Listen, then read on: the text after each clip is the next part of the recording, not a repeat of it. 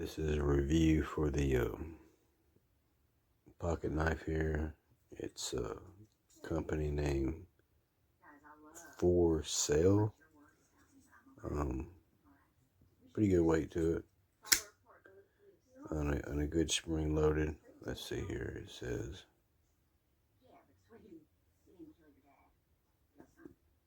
I can get it to focus. That's the DC53 is a type of steel, which is pretty good steel. You can look it up.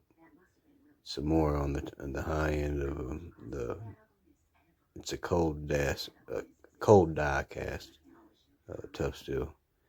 And then this company is called FORESAIL, FORESAIL. Yes. So for $31, I would say that it's a really good buy. Really sharp. As you can see, it's a longer one compared to, let's say, what is that here?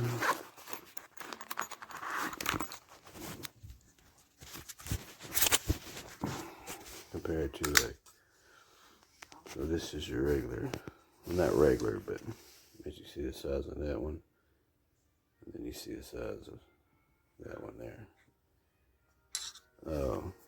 The length on this is a little